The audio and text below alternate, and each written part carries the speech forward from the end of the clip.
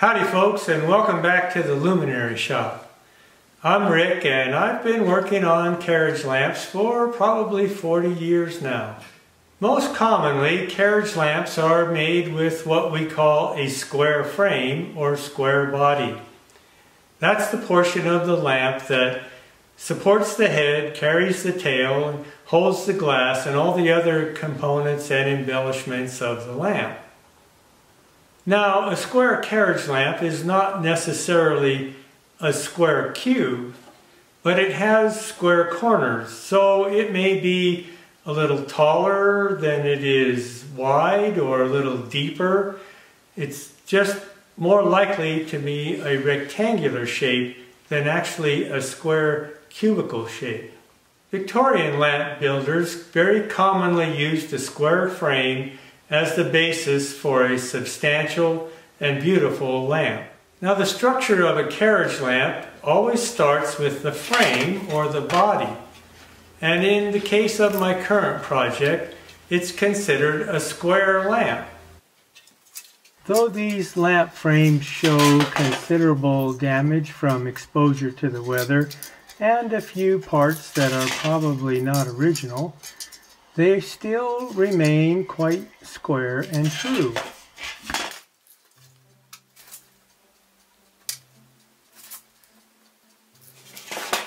The integrity of these lamp frames has been compromised due to the replacement of parts, probably because the original ones have rusted and corroded away. I'll try to remedy that situation by building new ones.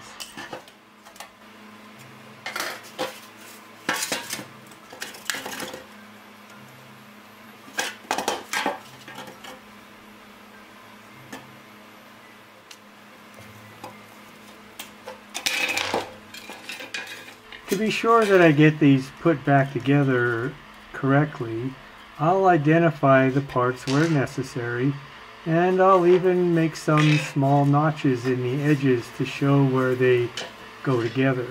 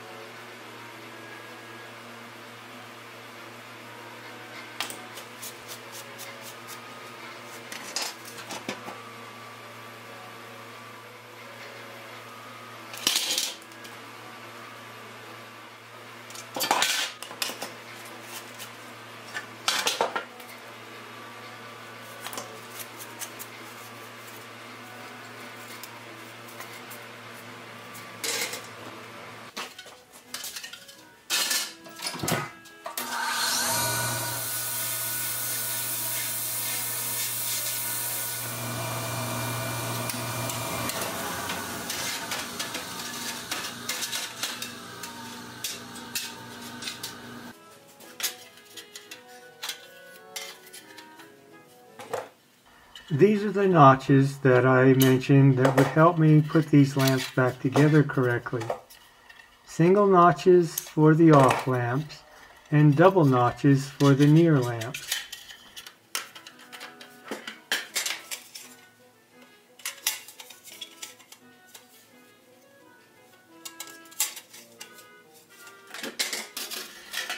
The outer cases at the floor of these lamps is made of a very light brass and isn't turned up on the edges, which would give it more strength.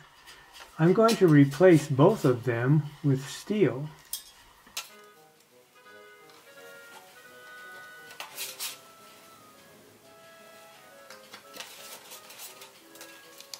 The floor liners are also mismatched, one being made of very light brass and the other out of steel. I'm going to replace both of them as well. I'm using 24 gauge cold rolled steel to fabricate the new outer cases for the floors of these lamps.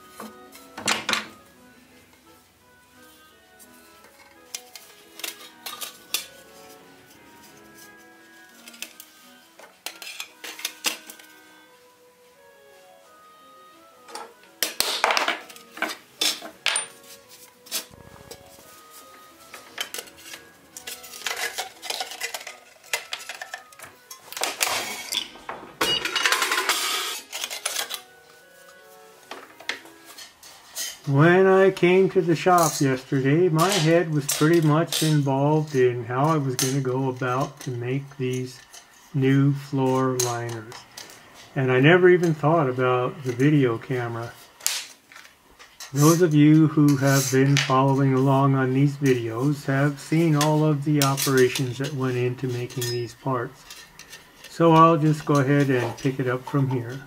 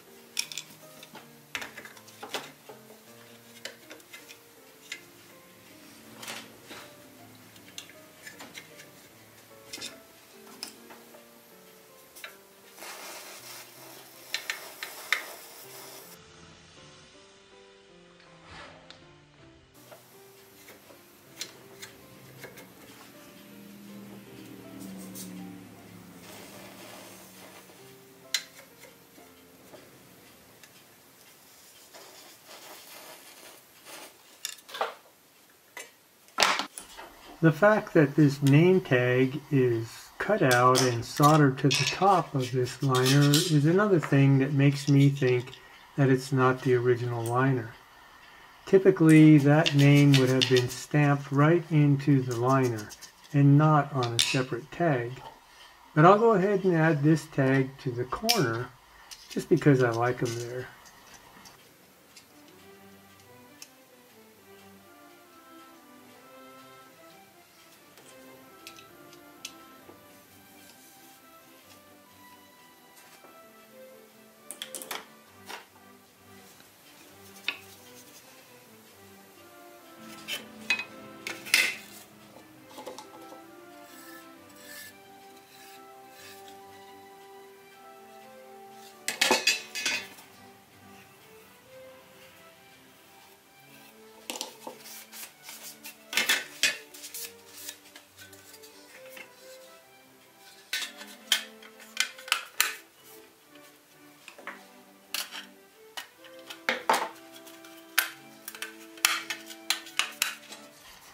For this restoration, I have the luxury of soldering together the outer case and the inner liner of each panel of both lamps.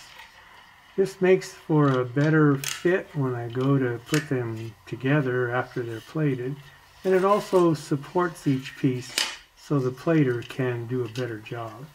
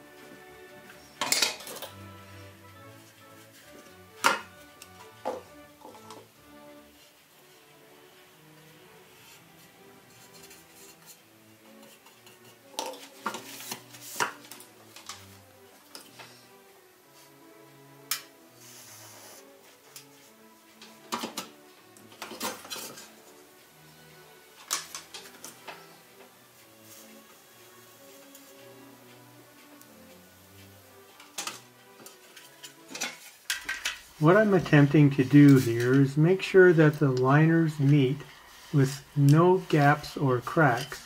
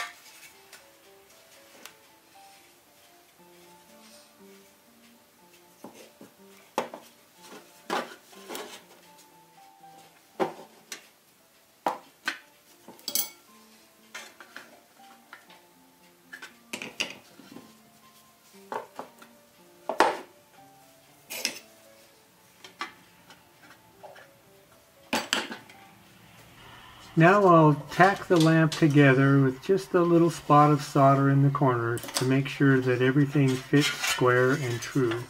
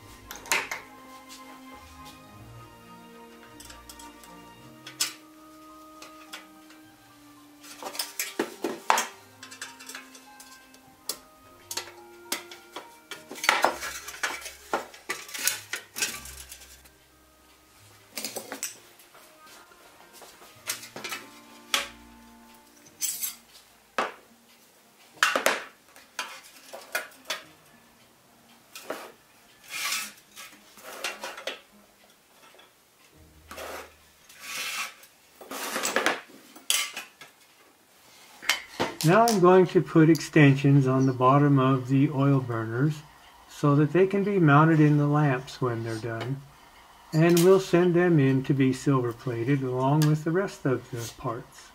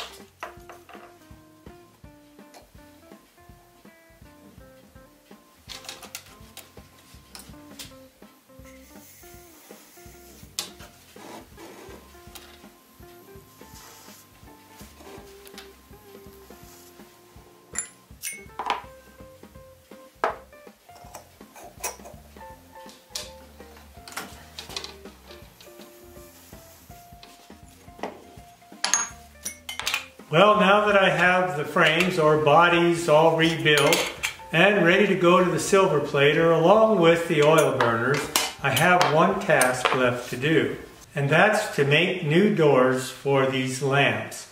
I'm working on that now, and that will be the subject matter of the next video. I'll be using an English wheel to form the parts of those doors. Well, that's next time. I'll see you then, and thanks for watching.